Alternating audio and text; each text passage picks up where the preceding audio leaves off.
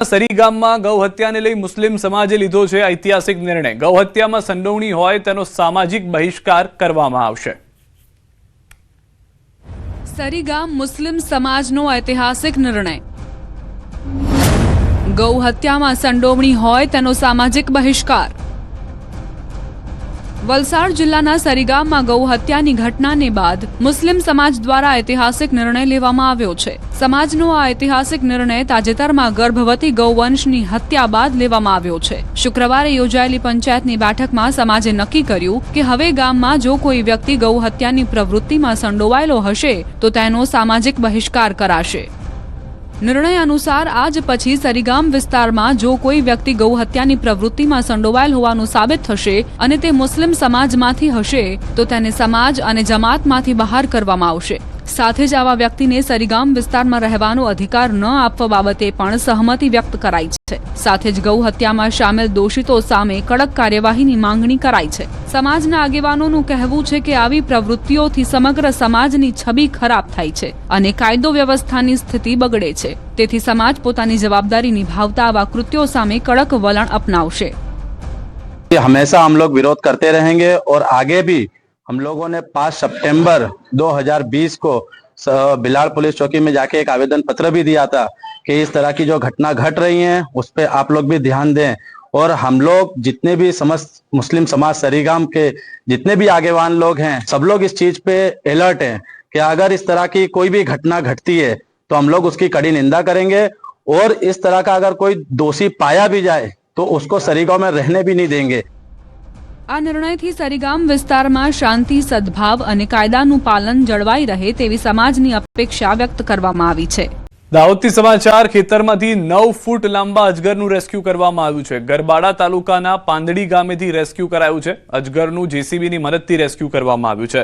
પાંદડી ગામે અજગર જોવા મળતા ભયનો માહોલ સર્જાયો। જાગૃત નાગરિકે રેસ્ક્યુ ટીમને જાણ કરી હતી। રેસ્ક્યુ ટીમ ઘટના સ્થળે પહોંચી હતી, અજગરને પકડ્યો। અજગર ખેતરમાં ખાડાની અંદર ભરાઈ ગયો હતો। ભારે જહેમત સર્જાતા જેસીબીની મદદ લેવાઈ અજગરને જંગલ વિસ્તારમાં મુક્ત કરવામાં આવ્યો છે। અંબાજીમાં વર્ષ 2025ના છેલ્લા રવિવારે ભક્તોનું ઘોડાપુર ઉમટી પડ્યું। રવિવારની રજાનો સદુપયોગ કરી ગુજરાત અને દેશભરમાંથી હજારોની સંખ્યામાં શ્રદ્ધાળુઓ મા અંબાના ધામે પહોંચ્યા, જેનાથી સમગ્ર મંદિર પરિસર જય અંબેના નાદથી ગુંજી ઉઠ્યું। ભક્તોએ શ્રદ્ધાપૂર્વક માતાજીના દર્શન કરી પોતાની બાધાઓ પૂર્ણ કરી અને સાથે જ આગામી નવા વર્ષ 2026 માટે સુખ શાંતિની મંગલ કામના કરી હતી। વર્ષના અંતિમ રવિવારે ભાવિકોએ મા અંબાના આશીર્વાદના હંમેશા બની રહે તેવી પ્રાર્થના કરી હતી। માતાજીના દર્શન કર્યા, ઘણી બધી ભીડ હતી, પણ મા અંબાનો અમને કૃપા થઈ અને અમારે જે એક માનતા હતી એ અમે આજે સર્વ ભાઈઓ સાથે ભાણા અને બધા મામા ને બધા સાથે અમે માતાનો દર્શન કર્યો અને અનેક આનંદ થયો અમને। અને માની અંબાની આવી પરમ કૃપા અમારા કુટુંબ ઉપર, અમારા સર્વ મહેમાનો, સર્વ અમારા સગા સંબંધીઓ અને દરેક જનતા ઉપર રહે કૃપા એવી મા અંબાને બે હાથ જોડીને પ્રાર્થના અમારી।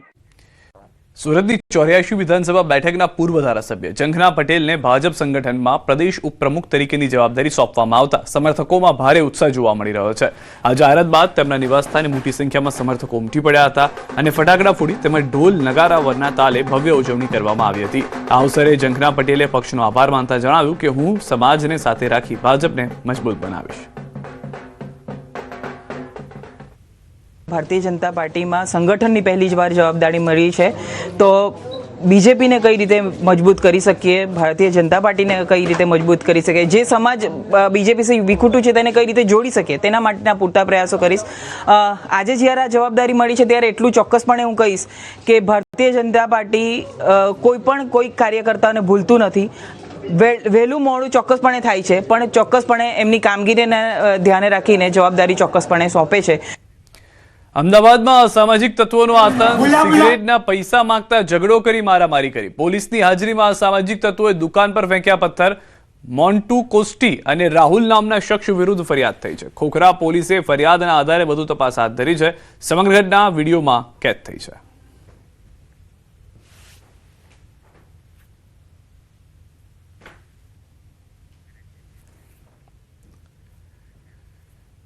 ભાવનગર શહેરમાં જાહેરમાં થયેલી મારામારીનો એક બનાવ સામે આવ્યો છે. શહેરના કરચલિયાપરા વિસ્તારમાં મારામારીની ઘટના બની હોવાનો દાવો કરવામાં આવી રહ્યો છે. આ ઘટનાનો એક વિડીયો સોશિયલ મીડિયામાં વાયરલ થયો, જેમાં કેટલાક લોકો છરી અને ધોકા જેવા હથિયાર સાથે મારામારી કરતા નજરે પડે છે. હાલમાં આ મારામારી કયા કારણસર થઈ તેની કોઈ સ્પષ્ટતા માહિતી નથી આપવામાં આવી. ન્યૂઝ 18 આ વિડીયોની પુષ્ટિ નથી કરતું. આ ધમકીથી કંટાળી અને વેપારી આપઘાત કરી લીધો છે. 3 ઇસમોએ ધમકી આપતા આપઘાત કર્યો છે. મૃતકના બનેવીએ અન્ય વ્યક્તિને ઉછીના પૈસા આપ્યા હતા. 1.26 કરોડ આશીષ નામના વ્યક્તિને આપ્યા હતા, જે રકમની ઉઘરાણી મૃતક કરતા હતા. ઉઘરાણી દરમિયાન 3 શખ્સોએ ધમકી આપી મૃતકની રેકી કરતા કંટાળી આપઘાત કર્યો. પોલીસે કાર્યવાહી હાથ ધરી.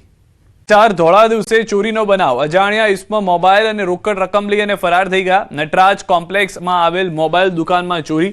શહેરના શિવાજી સર્કલ નજીકની ઘટના છે. અજાણ્યા શખ્સ દ્વારા દુકાનનો કાચનો દરવાજો લોક ખોલી રોકડ રૂપિયા 25,000 તેમજ 25,000નો મોબાઈલ ચોરી કરી થયા ફરાર.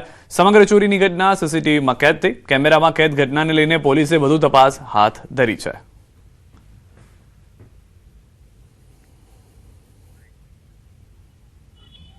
ત્યાં બપોરે હું 1:30 વાગે ઘરે જમવા ગયો અને જમીન 3:30 જેવું થયું છે. આવતા આવીને જોયું, શટર ઊંચું કર્યું તો અંદર કાચનો દરવાજાનો લોક તૂટેલો હતો. પછી અંદર તરત આવીને ગલ્લો જોયો તો ગલ્લાની અંદર 1 રૂપિયો નતો, ગલ્લો ખુલ્લો હતો. પછી તરત સીસીટીવી મારી દુકાનની અંદર લાગેલા છે તે ચેક કર્યા તો અંદરથી એક અજાણ્યો ઈસમ આવીને રૂપિયા ઉઠાવી ને એક મારો ફોન ફોલ્ડ 2 લઈને જતો રહ્યો છે.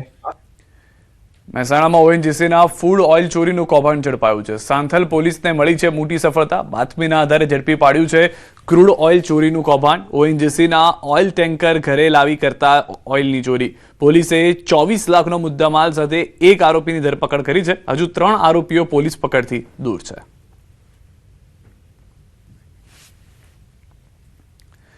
મોરબીમાં રિક્ષામાંથી ચોરી કરવાનો પ્રયાસ અજાણ્યા ઇસમ દ્વારા કરવામાં આવ્યો. રિક્ષામાં ઘૂસી ચોરી કરવાનો પ્રયાસ આપ જોઈ રહ્યા છો, જે દ્રશ્યોમાં તે રીતે નજરે પડી રહ્યો છે. પાછળ ઉભેલ માણસોને શંકા જતા ચોર ઊભી પૂંછડીએ ભાગ્યો.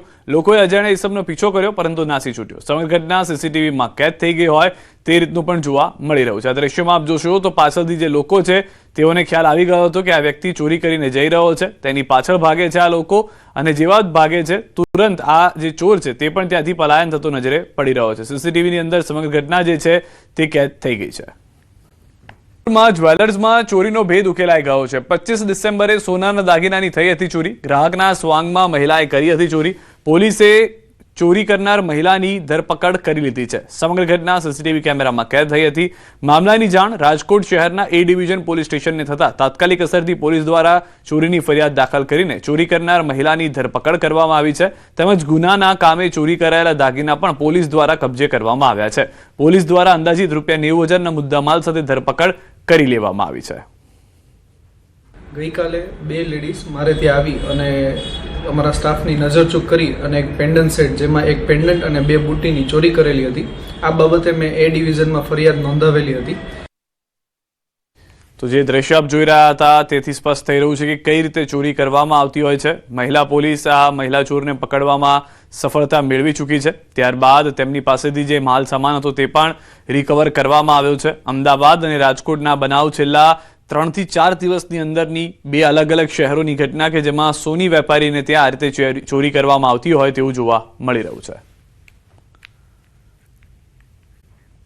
મહત્વના સમાચાર. અમદાવાદમાં નજર ચૂકવી ચોરી કરતી ગેંગ સક્રિય થઈ છે. આનંદનગર વિસ્તારમાં જ્વેલરીના શોરૂમમાં ચોરી થઈ છે. ગ્રાહક બનીને આવેલ ટોળકીએ સેલ્સમેનનું ધ્યાન ભટકાવી અને ચોરી કરી. ટોળકી સાથે આવેલ 12 વર્ષના બાળકે રૂપિયા 3.13 લાખના સોનાના દાગીનાની ચોરી કરી છે.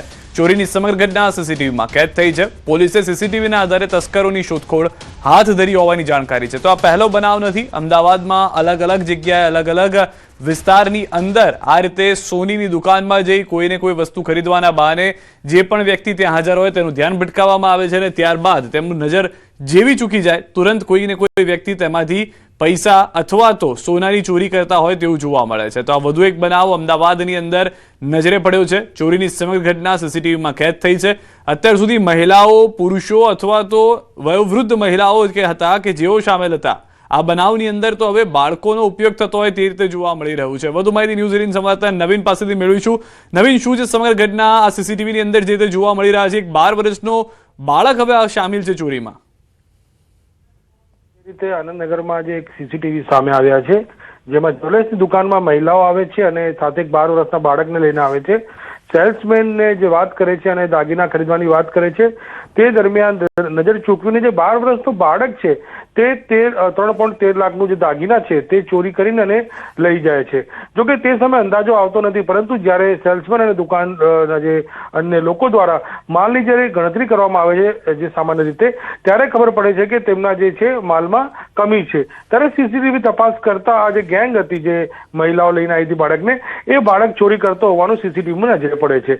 જોકે આ પ્રકારે મહિલાઓની જે ગેંગ છે તે દાગીના ખરીદવાના વાહને ચોરી કરતી ગેંગ સક્રિય છે. થોડા દિવસ પહેલા સોલામાં પણ આ પ્રકારનો બનાવ બન્યો હતો અને અત્યારે આનંદનગરમાં એટલે પશ્ચિમ એટલે પોશ વિસ્તારની અંદર આ પ્રકારે ટોળકી જે છે તે આ પ્રકારે જો છે દુકાનમાં ચોરી કરતી ગેંગ સક્રિય થઈ છે. આભાર નવીન, સમગ્ર માહિતી બદલ. તો અલગ અલગ વિસ્તારોની અંદર, શહેરોની અંદર હવે આવી ગેંગ જોવા મળી રહી છે.